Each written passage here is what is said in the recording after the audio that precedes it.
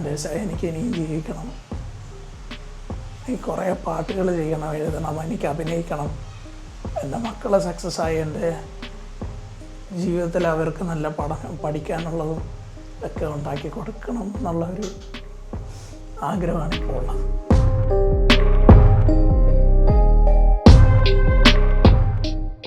കേരളത്തിലെ യുവജനോത്സവങ്ങളിൽ എല്ലാ മത്സരങ്ങളിലും സരിത്ത് പങ്കെടുത്തിരുന്നു. 1ാം സമ്മാനം മേടിച്ചിരുന്ന ഒരാളാണ്.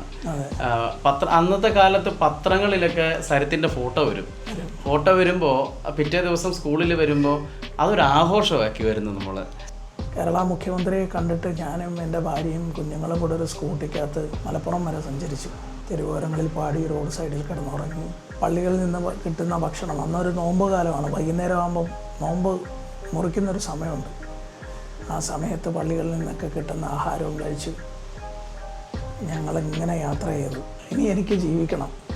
എന്നെ അത്രയ്ക്ക് സ്നേഹിക്കുന്നവർ മലയാളികളെ എത്ര പേരുണ്ടെന്ന് പോലും അറിയില്ല. എന്നെ വിളിച്ച് സമാധാനിപ്പിച്ച മലയാളികളോടൊക്കെ ഞാൻ നന്ദി പറയുകയാണ്.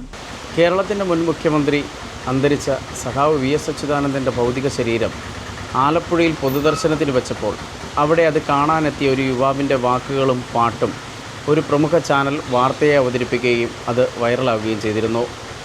ശ്വാസകോശ സംബന്ധമായ രോഗത്താൽ ബുദ്ധിമുട്ടുന്ന ആ യുവാവിൻ്റെ ജീവിതകഥയിലേക്കാണ് ഞാനിന്ന് നിങ്ങളെ കൂട്ടിക്കൊണ്ടുപോകുന്നത്.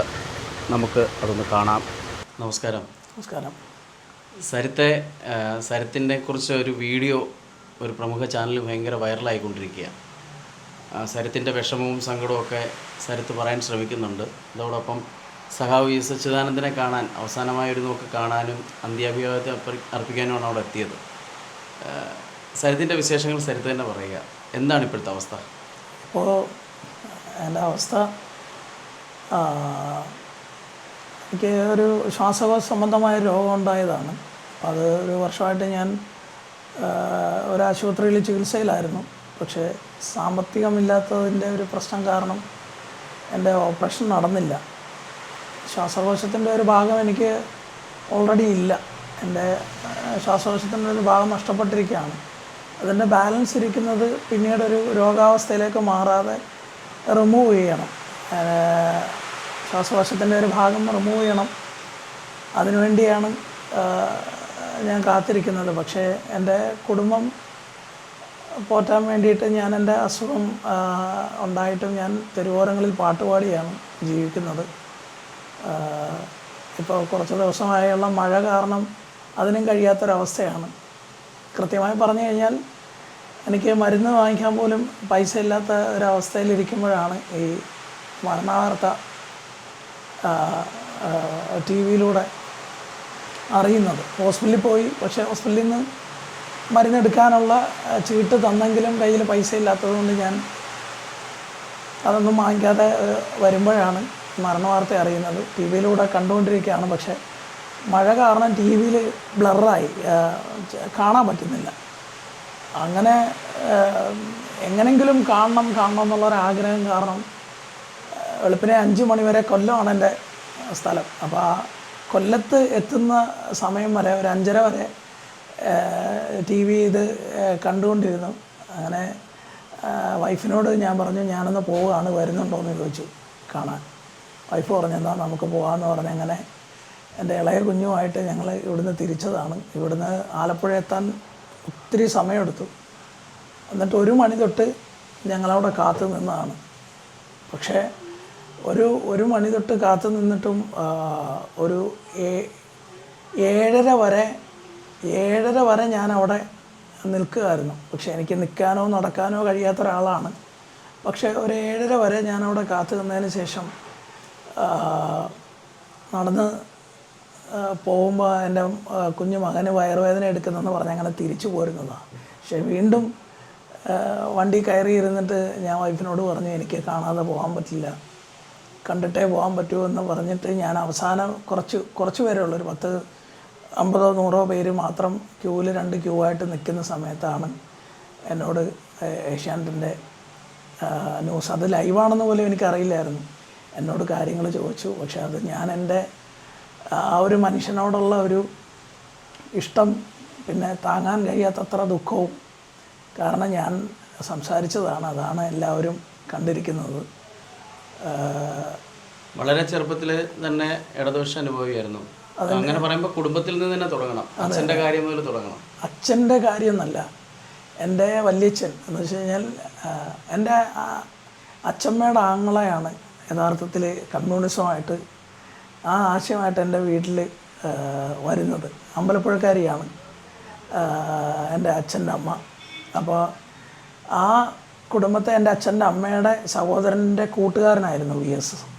അപ്പോൾ ഈ ആശയമായിട്ട് അവിടെ വരുന്ന സമയത്ത് എൻ്റെ കുടുംബം പൂർണ്ണമായും എൻ്റെ അച്ഛനെന്ന് പറയുന്നത് സ്വാതന്ത്ര്യ സമര സേനാനിയാണ്. കൃഷ്ണൻ എന്നാണ് അദ്ദേഹത്തിൻ്റെ പേര്, അധ്യാപകനായിരുന്നു. അപ്പോൾ വീട്ടിൽ കമ്മ്യൂണിസം കഴിഞ്ഞപ്പോൾ കമ്മ്യൂണിസ്റ്റ് പാർട്ടിയെ മുഴുവനായി ഉൾക്കൊണ്ടൊരു കുടുംബമാണ്. അടിയന്തരാവസ്ഥ കാലത്തെ ലോക്കൽ കമ്മിറ്റി സെക്രട്ടറിയും ആയിരുന്നു എൻ്റെ അച്ഛൻ. എൻ്റെ അച്ഛൻ്റെ യൗവനകാലത്താണ് ഈ അടിയന്തരാവസ്ഥ ഉണ്ടാകുന്നത്. ഏരിയ കമ്മിറ്റി മെമ്പറായിരിക്കുമ്പോഴൊക്കെ ക്രൂരമായ മർദ്ദനം പോലീസിൻ്റെ ഏറ്റുവാങ്ങിയ ഒരാളാണ്. എൻ്റെ അമ്മയെ അച്ഛൻ വിവാഹം കഴിച്ചു. അമ്മയും പാർട്ടിക്കാരിയായിരുന്നു. ബ്ലോക്കിലൊക്കെ മത്സരിച്ചൊരു ആളാണ്. ലളിതാംബിക എന്നാണ് പേര്. അച്ഛൻ്റെ പേര് സുരേഷ് ബാബു എന്നാണ്. അപ്പോൾ അമ്മ അച്ഛനും ഇങ്ങനെ പാർട്ടിയിൽ വളരെ ചെറുപ്പത്തിലേ ഇങ്ങനെ ഓരോ പ്രോഗ്രാമിന് കൊണ്ടുപോകുമ്പോഴും ചിന്തിച്ചിട്ടുണ്ട് എന്തിനാ ഇങ്ങനെ കൊണ്ടുപോകുന്നതെന്നൊക്കെ. ഒരു കുറച്ചുകൂടെ ആയിക്കഴിഞ്ഞപ്പോൾ ചിന്തിച്ചിട്ടുണ്ട്. പക്ഷെ പിന്നീടാണ് ആശയത്തെക്കുറിച്ച് പഠിക്കുകയും ക്യാമ്പുകളിലൊക്കെ പങ്കെടുക്കുകയൊക്കെ ചെയ്തതിന് ശേഷം കമ്മ്യൂണിസ്റ്റ് പാർട്ടിയുടെ നേതാക്കന്മാരുമായിട്ടെല്ലാം ബന്ധം ഉണ്ടാക്കിയെടുത്തത് അങ്ങനെയാണ്. അങ്ങനെ ഞാൻ ബാലസംഘത്തിൻ്റെ ഏരിയ സെക്രട്ടറിയായി. ഏരിയ സെക്രട്ടറിയായി പിന്നെ SFIയിലൂടെ നമ്മളൊക്കെ സ്കൂളിൽ പഠിക്കുമ്പോൾ 10ാം ക്ലാസ്സിൽ പഠിക്കുമ്പോഴും SFIയുടെ മെമ്പറാണ്. പിന്നെ നമ്മൾ +2 പഠിക്കുമ്പോൾ +1 തൊട്ട് നമ്മുടെ സ്കൂളിലൊരു സമരം വേണമെങ്കിൽ എന്നോട് ചോദിച്ചിട്ട് വിടട്ടെ എന്ന് ചോദിച്ച കാര്യങ്ങളൊക്കെ ഉണ്ട്. ഓർമ്മയുണ്ടോയെന്ന് അറിയില്ല. ഓർമ്മയുണ്ടോ അത്? അങ്ങനെ SFIയിലൂടെ അത് പറയുമ്പോൾ ഒരു കാര്യം പറയണം. ഞാനും സരിത്തും ഒരേ സ്കൂളിൽ ഒരുമിച്ച് പഠിച്ചവരാണ്, ഹയർ സെക്കൻഡറിയിൽ. ആ കാലം മുതൽ എനിക്ക് സരിത്തിനെ അറിയാം. സരിത്ത് പാട്ടുകാരനായും കായിക പ്രതിഭയായും അതോടൊപ്പം നല്ല ഒരു സ്റ്റുഡൻസ് ലീഡറായിട്ടൊക്കെ പ്രവർത്തിച്ചിരുന്ന ആളാണ്. കഴിഞ്ഞ ദിവസം സരിത്തിൻ്റെ ഈ വീഡിയോ കണ്ടപ്പോൾ ശരിക്കും പറഞ്ഞാൽ വളരെ സങ്കടം തോന്നി. ഈ ഒരു അവസ്ഥയിൽ ചികിത്സയ്ക്കും പണമില്ലാതെ മുന്നോട്ട് പോകാൻ കഴിയാതെ ശ്വാസകോശ സംബന്ധമായ ഇത്രയും വലിയൊരു രോഗമായിട്ടാണ് കഴിയുന്നത് പറഞ്ഞപ്പോഴാണ് സരിത്തിനെ നേരിട്ട് വന്ന് കാണണമെന്ന് തോന്നിയത്. ബാക്കിയുള്ള വിശേഷങ്ങൾ സരിത്ത് തന്നെ പറയട്ടെ. അപ്പോൾ സത്യം പറഞ്ഞു കഴിഞ്ഞാൽ അങ്ങനെ വളർന്നു വന്നതാണ്. കുഞ്ഞിലെ മുതലേ പാർട്ടി എന്താണെന്നും ഒക്കെ വെറുതെ പുറത്തുനിന്ന് നോക്കിക്കണ്ടതാണ്. എൻ്റെ ഉള്ളിൽ നിന്ന് തന്നെ കാര്യങ്ങൾ മനസ്സിലാക്കി മനുഷ്യത്വമാണ് കമ്മ്യൂണിസം എന്ന് മനസ്സിലാക്കിയ ഒരാളാണ് ഞാൻ. ഒരു വലിയൊരു ആശയമാണെന്ന് മനസ്സിലാക്കി. എന്നെ പരിചയമുള്ള എൻ്റെ സുഹൃത്തുക്കൾക്കെല്ലാം അറിയാം ഞാൻ എല്ലാവരെയും സഹായിക്കുന്ന അല്ലെങ്കിൽ എല്ലാവരുടെയും ദുഃഖങ്ങൾ മനസ്സിലാക്കുന്ന ഒരു മനുഷ്യനായാണ് വളർന്നത്. പിന്നീട് എൻ്റെ അമ്മയുടെ മരണം, ആ അമ്മയുടെ മരണത്തിലാണ് VS എന്ന് പറയുന്ന മനുഷ്യൻ്റെ കരുതൽ, ആ സഖാവിൻ്റെ കരുതൽ യഥാർത്ഥത്തിൽ അറിയുന്നത്. എൻ്റെ അമ്മയുടെ ജീവന് വേണ്ടി അദ്ദേഹം ചെയ്ത സഹായങ്ങൾ. അപ്പോൾ കുണ്ട്ര എന്ന് പറയുന്ന സ്ഥലത്ത്, എൻ്റെ നാട്ടിൽ കുണ്ട്ര എന്ന് പറയുന്ന സ്ഥലത്ത് VS വന്നൊരു പ്രോഗ്രാമിനാണ് ഞാൻ ആദ്യമായി മുദ്രാവാക്യം വിളിക്കുന്നത് അദ്ദേഹത്തിന് വേണ്ടി. അല്ലാതെ എല്ലാ പ്രോഗ്രാമിലും മുദ്രാവാക്യം വിളിച്ചു കൊടുക്കുന്ന ഒരാൾ കൂടിയാണ്. ഭയങ്കര ഒച്ചയിലാണ് വിളിക്കുന്നത്. പക്ഷെ അന്ന് എനിക്കിപ്പോഴും ഓർമ്മയുണ്ട്, ഏകദേശം ഒരു 100 മീറ്ററിൻ്റെ ബാക്കിൽ നിന്നാണ് ഞാൻ മുദ്രാവാക്യം വിളിക്കുന്നത്. അത് വിളിക്കുമ്പോൾ ആ സ്റ്റേജിൽ നിന്ന് ആ മനുഷ്യൻ നോക്കുന്നത് ഇപ്പോഴും എൻ്റെ കണ്ണിലുണ്ട്. ആ മുദ്രാവാക്യം വിളി കേട്ട്. കാര്യം അത്രയും ജനങ്ങൾ ഒരാളുടെ മുദ്രാവാക്യത്തെയാണ് ഏറ്റുവിളിച്ചത്. അന്നാണ് എനിക്ക് ആദ്യമായിട്ട് രക്തം ഞാൻ തുപ്പുന്നത്. പക്ഷെ അതൊരു രോഗമായിട്ടല്ല മുദ്രാവാക്യം വിളിച്ചതിൻ്റെ.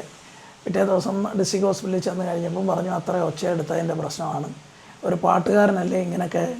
ഞാൻ പറഞ്ഞു ഇങ്ങനെ പാട്ടുകാരനാണെന്നൊക്കെ പറഞ്ഞപ്പോൾ ഇങ്ങനെ ഒന്നും ഒന്നും വിളിക്കരുത്, പാടുക പോലും അങ്ങനെ ചെയ്യാൻ പാടില്ല എന്ന് പറഞ്ഞത്.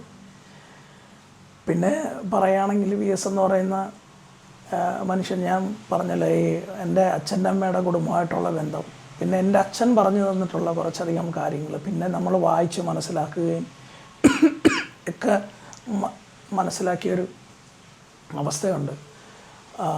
ഒരിക്കൽ നാടക പ്രാക്ടീസിന് തിരുവനന്തപുരത്ത് പോയപ്പോൾ, നാടക പ്രാക്ടീസ് എന്നും പറഞ്ഞാണ് വീട്ടിൽ കള്ളം പറഞ്ഞ് പോയത്. യൂണിവേഴ്സിറ്റി കോളേജിൻ്റെ മുന്നിൽ വെച്ച് പോലീസുമായിട്ട് ഭയങ്കര ഒരു സംഘർഷം ഉണ്ടായ സമയത്ത് ഇപ്പോഴും ഓർമ്മയുണ്ട്. വി എസ് എന്ന് പറയുന്ന ആ മനുഷ്യൻ ആ കുട്ടികൾക്ക് വേണ്ടി നടന്നു വന്നൊരു വരവുണ്ട്. ഒരിക്കലും മറക്കാൻ കഴിയാത്തൊരു അനുഭവമാണ്. അപ്പോൾ എനിക്കൊരിക്കലും എൻ്റെ വീട്ടിലിരിക്കാൻ പറ്റുന്നില്ല. എനിക്ക് കിഡ്നി ട്രബിളും കൂടെ ഉള്ള ഒരാളാണ്, കാലുകളിൽ നീരാണ്.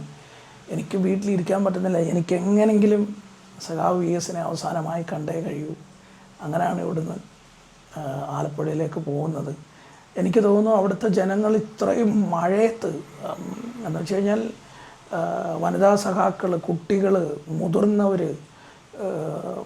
വളരെ മുതിർന്ന സഖാക്കൾ പോലും കണ്ണ് നിറഞ്ഞ് മുദ്രാവാക്യം വിളിക്കുന്നത് ഞാനെവിടെയും കണ്ടിട്ടില്ല. കരഞ്ഞുകൊണ്ടാണ് അവർ വിളിക്കുന്നത്. പലരുടെയും തോളത്ത് തട്ടി ഞാൻ സമാധാനിപ്പിക്കുന്നുണ്ടായിരുന്നു. പക്ഷെ ഞാനും കരയാണ്. അവിടെ നിന്നവർ കരയാത്തത്, അല്ലെങ്കിൽ തൊണ്ട പൊട്ടി മുദ്രാവാക്യം വിളിക്കാത്ത ആൾക്കാരില്ല.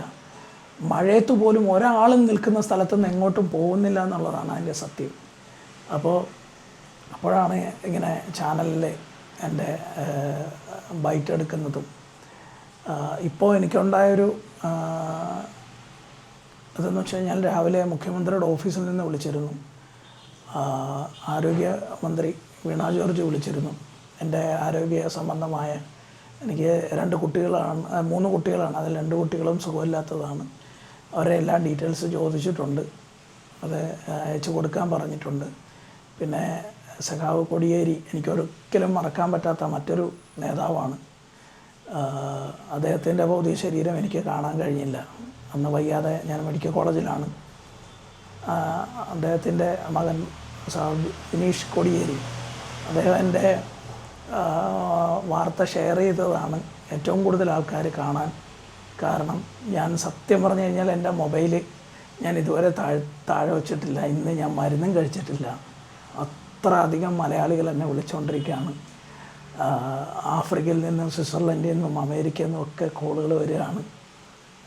സഖാവ്, എല്ലാവരും വിളിക്കുന്ന പേര് സഖാവ് എന്നാണ്. സഖാവ് വിഷമിക്കരുത്, ഞങ്ങളെല്ലാം ഒപ്പമുണ്ടെന്ന് പറഞ്ഞപ്പോൾ കുറേ ദിവസമായി എൻ്റെ ഭാര്യയോട് ഞാൻ പറഞ്ഞുകൊണ്ടിരിക്കുന്നൊരു വാക്കുണ്ട്. ഞാൻ മരണപ്പെട്ടു പോയി കഴിഞ്ഞാൽ എൻ്റെ മക്കളെ ഏതെങ്കിലും ഒരു ബോർഡിങ്ങിൽ ആക്കണം, അല്ലെങ്കിൽ ഒരു അനാഥാലയത്തിലാക്കി അവരെ പഠിപ്പിക്കണമെന്നാണ് ഞാൻ പറഞ്ഞത്. കാര്യം എനിക്കിപ്പോൾ എൻ്റെ കുടുംബമില്ല, ആരുമായി ഒരു ബന്ധമില്ല, എനിക്ക് സുഹൃത്തുക്കളില്ല. ഞാൻ ഒരു രോഗിയായി, എൻ്റെ മനസ്സിനെ ഞാൻ പഠിപ്പിച്ചിട്ടില്ല ഞാനൊരു രോഗിയാണെന്ന്. പക്ഷേ കുറച്ച് ദിവസമായി ഞാൻ വല്ലാത്തൊരവസ്ഥയിലായിരുന്നു. അപ്പോൾ ഇനി എനിക്ക് ജീവിക്കണം.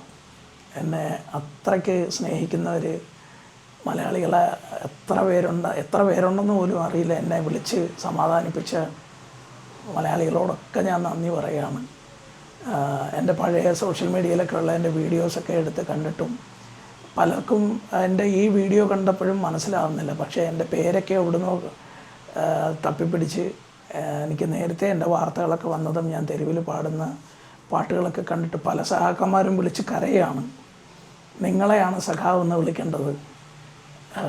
നിങ്ങൾ പാർട്ടിയിൽ പോലും ഇല്ലെങ്കിലും ഒരു ചുവപ്പൻ ആശയം ഒരു മനുഷ്യൻ ഇത്രയും ഉൾക്കൊണ്ടിട്ട് ഇങ്ങനെ പറയുമ്പോൾ വളരെ ദുഃഖം തോന്നുന്നു. വളരെ പ്രായമായ സഖാക്കൾ ഉൾപ്പെടെയുള്ള ആൾക്കാരാണ് എന്നെ വിളിച്ചുകൊണ്ടിരിക്കുന്നത്. സഖാക്കന്മാരുൾപ്പെടെയല്ല, ഇഷ്ടംപോലെ മലയാളികൾ പല നാടുകളിൽ നിന്ന് വിളിച്ചുകൊണ്ടിരിക്കുകയാണ്. അപ്പോൾ എനിക്ക് ഇപ്പോൾ ഒരു ജീവിതത്തിലൊരു പ്രതീക്ഷയുണ്ട്. ഞാൻ സഹായം ചോദിച്ചു പോകാത്ത ആരും തന്നെ ഇല്ല. എൻ്റെ സർജറിക്ക് വേണ്ടി ഒരുപാടിടത്ത് കൈ നീട്ടില്ലേ? ഞാൻ പോകാത്ത സ്ഥലങ്ങളില്ല. എല്ലാവരും പറയുന്നൊരു സംഭവം, എന്നെ കണ്ടു കഴിഞ്ഞാൽ ഒരു രോഗിയായിട്ട് തോന്നുന്നില്ല എന്നാണ്. ആൻഡേഴ്സന് പേര് പറഞ്ഞാൽ കുഴപ്പമില്ല, എന്നാലും ഞാനൊരു ഫുട്ബോൾ പ്ലെയറായിരുന്നു, ഒരു ഫുട്ബോൾ കോച്ചായിരുന്നു, കബഡി കളിക്കുമായിരുന്നു, വോളിബോള്, ക്രിക്കറ്റ് എന്ന് വേണ്ട സ്പോർട്സും ആർട്സും ഒരേപോലെ ലൈഫിൽ ഇഷ്ടപ്പെട്ട് കൊണ്ടു കിടന്ന ഒരാളാണ് ഞാൻ. അന്ന് ചെയ്ത എക്സസൈസും ട്രെയിനിങ്ങൊക്കെയാണ് എനിക്ക് അധ്യാപകരൊക്കെ തന്ന ട്രെയിനിങ്ങൊക്കെയാണ് എൻ്റെ ശരീരം എന്നിങ്ങനെ നിലനിൽക്കുന്നത്. ഒരു ഡോക്ടർ പറഞ്ഞത് വളരെ മെലിഞ്ഞു പോയാലാണ് പേടിക്കേണ്ടത്. സരിത്ത് അങ്ങനെ ഒരു അവസ്ഥയിലേക്ക് ഇതുവരെ എത്തിയിട്ടില്ല. സരിത്തിന് പുറമേ വേറെ പ്രശ്നങ്ങളൊന്നുമില്ല, പക്ഷേ ഉള്ളിലാണ് പ്രശ്നം. അതെ, ഉള്ളിൽ അതാർക്കും മനസ്സിലാവുന്നില്ല. സരിത്തെ വേറൊരു കാര്യമുണ്ട്. സരിത്തിനെ കുറിച്ച് പറയുമ്പോൾ പറയാൻ പലരും അറിഞ്ഞിട്ടില്ലാത്തത്, ശരത്ത് RLV സംഗീത കോളേജിൽ പഠിച്ചതാണ്. അതെ അതെ. നമുക്ക് പറഞ്ഞു വരുമ്പോൾ എൻ്റെ ഓർമ്മയിലുള്ള +2 കാലം മുതൽ ഇങ്ങോട്ട് പറയണം. ലളിതഗാന മത്സരങ്ങളിൽ, കേരളത്തിലെ യുവജനോത്സവങ്ങളിൽ എല്ലാ മത്സരങ്ങളിലും സരിത്ത് പങ്കെടുത്തിരുന്നു. 1ാം സമ്മാനം മേടിച്ചിരുന്ന ഒരാളാണ്. അന്നത്തെ കാലത്ത് പത്രങ്ങളിലൊക്കെ സരിത്തിൻ്റെ ഫോട്ടോ വരുമ്പോൾ പിറ്റേ ദിവസം സ്കൂളിൽ വരുമ്പോൾ അതൊരു ആഘോഷമാക്കി വരുന്നു നമ്മൾ. സത്യം. കാരണം നമ്മുടെ സ്കൂളിൽ ഒരു 1ാം സമ്മാനം പാട്ട് മത്സരത്തിന് കിട്ടി, അത് സരിത്ത് പാടിയെന്ന് കേൾക്കുമ്പോൾ നമുക്ക് ഉണ്ടാവുന്ന ഒരു സന്തോഷം ഭയങ്കരമായിരുന്നു. ആൻഡേഴ്സൺ ഓർമ്മയുണ്ടോ ചുറ്റുമല ദുർഗാദേവി ക്ഷേത്രത്തിലൊരു പ്രശ്നം നടന്നത്? അന്ന് DYFIയുടെ സംസ്ഥാന വൈസ് പ്രസിഡന്റ് ഉൾപ്പെടെ ഇടപെട്ടൊരു കേസാണ്. പക്ഷേ വേറൊന്നുമില്ല, ഓണമൊക്കെ ആകുമ്പോഴത്തേക്ക് നമ്മൾ ഓണക്കോടിയോ ഉത്സവക്കോടിയോ ഒന്നും എടുക്കുന്നതല്ല. ഞാൻ ഷിപ്പിൽ വർക്ക് ചെയ്തുകൊണ്ടിരിക്കുന്ന സമയത്തുണ്ടായിരുന്ന ഒരു വെള്ള ഷർട്ടും ഒരു കാവ്യമുണ്ടും. ഞാനും ആൻഡേഴ്സനും ഉള്ള പ്രത്യേകത, ഞങ്ങളിങ്ങനെ അല്ലാതെ തന്നെ ഉത്സവപ്പറമ്പിലും പള്ളിപ്പറമ്പിലും കാണുന്നവരാ. നല്ല ഫുഡ് എവിടെ ഉണ്ടെങ്കിലും അവിടെയും കാണുന്നവരാണ്. അപ്പോൾ അവിടെ വച്ച് പോലീസുകാർക്കുണ്ടായ ഒരു തെറ്റിദ്ധാരണയാണ് ഞാനൊരു RSSൻ്റെ പ്രവർത്തകനാണെന്നുള്ള രീതിയിൽ. എന്ന് വെച്ച് കഴിഞ്ഞാൽ ആൻഡേഴ്സൺ പറഞ്ഞതുപോലെ എന്ത് പ്രശ്നം ഉണ്ടായിക്കഴിഞ്ഞാലും അവിടെ ചെന്നിട്ട് അണ്ണ എന്നുള്ള വിളി, അണ്ണ നമുക്ക് പിന്നെ നമ്മൾ ഒറ്റ നാട്ടുകാരല്ലേ എന്നൊക്കെ പറഞ്ഞ് തോളെ തട്ടി അങ്ങ് വിടും. എപ്പോഴും ആൻഡേഴ്സൺ അറിയാം എൻ്റെ കൂടെ കുറേ ചെറുപ്പക്കാർ കാണും. ഇത് ഒരു പോലീസുകാരൻ ഈഗോ ഉണ്ടായ ഒരു വിഷയമാണ്. ഞാൻ വീട്ടിലേക്ക് നടന്നു പോകുമ്പോൾ ബൈക്കുണ്ട്, ആൻഡേഴ്സൺ അറിയാം +2 പഠിക്കുമ്പോൾ പോലും കാറുണ്ട്. ബൈക്കിലാണ് ഞാൻ ക്ലാസ്സിൽ വരുന്നത്. അപ്പോൾ ബൈക്ക് എടുക്കാനായിട്ട് ചെന്നപ്പം ഒരു പോലീസ് വണ്ടി കൊണ്ടുവന്ന് നിർത്തി എന്നെ ക്രൂരമായിട്ട് തല്ലിയതാണ്. അന്നും വിളിച്ചിട്ടുണ്ടായിരുന്നു ആൻഡേഴ്സൺ. ബ്ലഡ് ഉൾപ്പെടെ പോകാൻ തുടങ്ങി.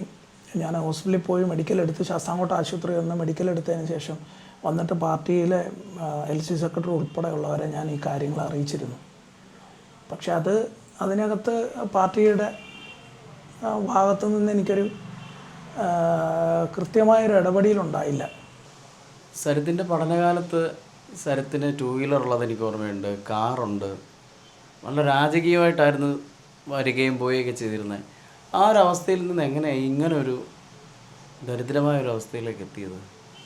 അത് എൻ്റെ അമ്മയുടെ മരണമാണ് ഞങ്ങളുടെ കുടുംബത്തിൻ്റെ ഒരു താളം തന്നെ തെറ്റിച്ച് കളഞ്ഞത്.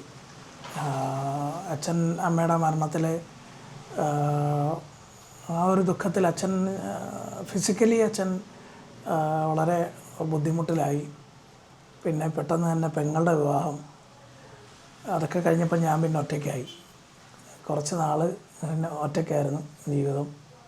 പ്രോഗ്രാമിന് പോവും വരും. പിന്നെ കൂട്ടുകാരും ഒക്കെ ആയിരുന്നു എനിക്ക് എല്ലാം. പ്രേമിക്കുന്നെന്ന് ഒരു പെൺകുട്ടി പറഞ്ഞ് എന്നെ ഇഷ്ടമാണെന്ന് പറഞ്ഞ് ആ പെൺകുട്ടിയെ ഞാൻ വിവാഹം കഴിച്ചു. എൻ്റെ കൂടെ ജീവിച്ച് പോരുന്നൊരു കുട്ടിയാണ്. എനിക്ക് അപ്പോഴാണ് ആദ്യമായിട്ട് പിന്നീട് ഞാൻ ബ്ലഡ് ഒരു 2-3 വർഷം കഴിഞ്ഞിട്ട് അയാളെ വിവാഹം കഴിച്ചതിന് ശേഷം എനിക്ക് ഒരു വലിയ ആക്സിഡൻറ്റ് പറ്റി. ഞാൻ ഹോസ്പിറ്റലിൽ വന്ന് കിടപ്പായിരുന്നു കുറച്ച് നാൾ. ആ പെൺകുട്ടിയെ ഞാനും ആ പെൺകുട്ടിയും കൂടെ ഹോട്ടൽ മാനേജ്മെൻറ്റ് ഒരുമിച്ച് പഠിച്ച് അതിനുശേഷം അയാൾക്കൊരു ജോലി റെഡിയായിരിക്കുന്ന സമയത്താണ് ഞാൻ വീണ്ടും ഇതേപോലെ ബ്ലഡ് വൊമിറ്റ് ചെയ്യുന്നത്. അപ്പോൾ ബ്ലഡ് വൊമിറ്റ് ചെയ്തു. അതിനുശേഷം അയാൾ എന്നോട് വിളിച്ചൊരു ദിവസം അങ്ങനെ ചോദിച്ചു, ഞാൻ വേറൊരു വിവാഹം കഴിക്കുന്നതിനെക്കുറിച്ച് എന്താണ് അഭിപ്രായം എന്ന് ചോദിച്ചു. അത് കഴിഞ്ഞ് അയാൾ പോയി. ഡിവോഴ്സൊക്കെ ആയതിന് ശേഷം പിന്നീട് ഞാൻ തീർത്തും ഒറ്റപ്പെട്ടു. അങ്ങനെ ഇരിക്കുമ്പോഴാണ് എന്നെ വീട്ടിന് ചുറ്റും ഭയങ്കര പ്രശ്നങ്ങളൊക്കെ ഉണ്ടാക്കുന്ന ഒരാളാണ് അയാൾ. എന്നെ വീട്ടിൽ കയറി പെട്രോൾ ഒഴിച്ച് കത്തിക്കുന്നത്. അച്ഛൻ 2ാമത് വിവാഹം കഴിച്ച് എറണാകുളത്തായി. പെങ്ങളുടെ വിവാഹം കഴിഞ്ഞു പോയി. പിന്നെ ആരുമില്ലാതെ കുറച്ച് നാൾ ഞാൻ ഒരിക്കലും മറന്നുകൂടാത്ത 3 കുട്ടികളുണ്ട് എൻ്റെ വീടിൻ്റെ അടുത്ത്. എൻ്റെ സഹോദരങ്ങളെന്ന കൂടപ്പുറപ്പുകളെന്നാണ് പറയേണ്ടത്. ഒരു ആദർശ് കണ്ണപ്പനെന്ന് വിളിക്കും, ഇപ്പോൾ ഗവൺമെൻറ് ഉദ്യോഗസ്ഥനാണ്. പിന്നെ ഒരു രാഹുൽ, പിന്നെ ഒരു അബി. ഇവർ 3 പേരുമായിരുന്നു എന്നെ ഹോസ്പിറ്റലിൽ നോക്കിയതും എൻ്റെ എല്ലാ കാര്യങ്ങളും കൂടെ നിന്ന് ഇതൊക്കെ ചെയ്തത്. പിന്നീട് എന്നെ നോക്കാൻ ആരുമില്ലാതെ വന്നു കഴിഞ്ഞപ്പോഴാണ് എൻ്റെ പഴയ ഒരു സുഹൃത്തായിട്ടുള്ള ബിന്ദുവിനെ ഞാൻ കാണുന്നതും ആ ബിന്ദുവിൻ്റെ ജീവിതാവസ്ഥ അറിഞ്ഞ് ബിന്ദു ഒരു മകനുണ്ടെന്നും ഒരു ADHD പേഷ്യൻ്റാണെന്ന് പറയുകയും ഞാനാണ് ബിന്ദുവിനെ എൻ്റെ ജീവിതത്തിലേക്ക് വിളിച്ചത്. ഞാൻ കുഞ്ഞിനെ മോനെ നോക്കിക്കോളാം. ഞാൻ ബാലസംഘത്തിൻ്റെ ഏരിയ സെക്രട്ടറി ആയിരിക്കുമ്പോൾ പരിചയമുള്ളൊരു പെൺകുട്ടിയാണ്. ഒരു തമാശയെന്ന് പറഞ്ഞു കഴിഞ്ഞാൽ ഒരു കൊറോണ സമയത്ത് ഞാൻ അനുഭവിച്ച് തുടങ്ങിയ ദുരന്തമാണ്. അയാളെ കല്യാണം കഴിച്ചുകൊണ്ടൊന്നുമല്ല, എല്ലാവർക്കും ബുദ്ധിമുട്ടായതുപോലെ ഞാൻ പിന്നെ മീൻ കച്ചവടം തുടങ്ങി. മീൻ കച്ചവടം പൈസയൊക്കെ ഒത്തിരി കിട്ടാനുണ്ട്. മീൻ കച്ചവടം ചെയ്ത് ജീവിക്കാൻ പറ്റാതായി. ഈ പൊള്ളലേറ്റതിന് ശേഷം ശരീരത്തിനുണ്ടായ മാറ്റങ്ങൾ ആ ജോലി ചെയ്ത് ജീവിക്കാൻ പറ്റാത്ത അവസ്ഥയാക്കി. രണ്ടാമത് കയറി എൻ്റെ നട്ടലും കാലും ഒക്കെ ചവിട്ടി ഓടിച്ചിട്ടാണ് അയാൾ പോയത്. അപ്പോൾ അയാൾ എന്തിനാണ് ഇങ്ങനൊരു വിരോധം കാണിച്ചത്? എനിക്കിതുവരെയായിട്ടും കൃത്യമായിട്ട് അറിയില്ല. അയാൾ പറഞ്ഞത് എൻ്റെ കുടുംബക്കാർ കൊട്ടേഷൻ കൊടുത്തെന്നൊക്കെയാണ് അയാൾ പറഞ്ഞത്. പിന്നെ അയാൾ പറഞ്ഞത് ഞാൻ മദ്യവും കഞ്ചാവും ഒരുമിച്ച് കലർത്തി കുടിച്ചതുകൊണ്ട് പിന്നെ എൻ്റെ വീട്ടിൽ നിന്നുള്ള പിള്ളേർ ഇവൻ്റെ വീഡിയോ എടുത്തെന്നൊക്കെയാണ് പറയുന്നത്. അങ്ങനെ ഒരാളുടെ വീഡിയോ എടുക്കേണ്ട കാര്യമില്ലല്ലോ. അങ്ങനെ അത് കഴിഞ്ഞിട്ടാണ് കേസ് തുടരുകയല്ലേ? കേസ് തുടരുകയാണ്. അപ്പോൾ അതിൻ്റെ എല്ലാ ഡീറ്റെയിൽസും പുറത്ത് പറയാൻ പറ്റില്ല. അപ്പോൾ അങ്ങനെ മുന്നോട്ട് പോയിക്കൊണ്ടിരുന്നതാണ്. മീൻ കച്ചവടമൊക്കെ നിന്നു. പിന്നെ പട്ടിണി എന്ന് വെച്ച് കഴിഞ്ഞാൽ ഞാനതിന് സോഷ്യൽ മീഡിയയിലൂടെ പറയുന്നില്ല ഞാൻ അനുഭവിച്ച ദുരന്തങ്ങൾ. കേരള മുഖ്യമന്ത്രിയെ കണ്ടിട്ട് ഞാനും എൻ്റെ ഭാര്യയും കുഞ്ഞുങ്ങളും കൂടെ ഒരു സ്കൂട്ടിക്കകത്ത് മലപ്പുറം വരെ സഞ്ചരിച്ചു. തെരുവോരങ്ങളിൽ പാടി, റോഡ് സൈഡിൽ കിടന്നുറങ്ങി. പള്ളികളിൽ നിന്ന് കിട്ടുന്ന ഭക്ഷണം, അന്നൊരു നോമ്പ് കാലമാണ്, വൈകുന്നേരം ആകുമ്പം നോമ്പ് മുറിക്കുന്നൊരു സമയമുണ്ട്. ആ സമയത്ത് പള്ളികളിൽ നിന്നൊക്കെ കിട്ടുന്ന ആഹാരവും കഴിച്ച് ഞങ്ങളിങ്ങനെ യാത്ര ചെയ്തു. അതിനുശേഷം ലൈഫിൽ എൻ്റെ കുടുംബക്കാരുണ്ടാക്കിയ കുറേ പ്രശ്നങ്ങൾ, അവരുടെ പിന്നാലെ കൂടിയവരുണ്ടാക്കിയ പ്രശ്നങ്ങൾ പലതും തരണം ചെയ്താണ് മുന്നോട്ട് വന്നത്. പക്ഷേ എൻ്റെ രോഗം എന്നെ തളർത്തിക്കളഞ്ഞു. പക്ഷേ ഞാൻ തളരാൻ മനസ്സുകൊണ്ട് ഞാൻ മടിച്ചു. എൻ്റെ ശരീരം തളരുന്നുണ്ടെങ്കിൽ ഇപ്പോഴും എൻ്റെ മനസ്സ് തളർന്നിട്ടില്ല. ആ ചടങ്ങിൽ പങ്കെടുത്തതിന് ശേഷം ഇപ്പോൾ എനിക്ക് മലയാളികൾ തരുന്നൊരു സപ്പോർട്ടുണ്ട്. എനിക്ക് ഇനിയും ജീവിക്കണം, കുറേ പാട്ടുകൾ ചെയ്യണം, എഴുതണം, എനിക്ക് അഭിനയിക്കണം, എൻ്റെ മക്കൾ സക്സസ്സായി എൻ്റെ ജീവിതത്തിൽ അവർക്ക് നല്ല പഠിക്കാനുള്ളതും ഒക്കെ ഉണ്ടാക്കി കൊടുക്കണം എന്നുള്ള ഒരു ആഗ്രഹമാണ് ഇപ്പോൾ ഉള്ളത്.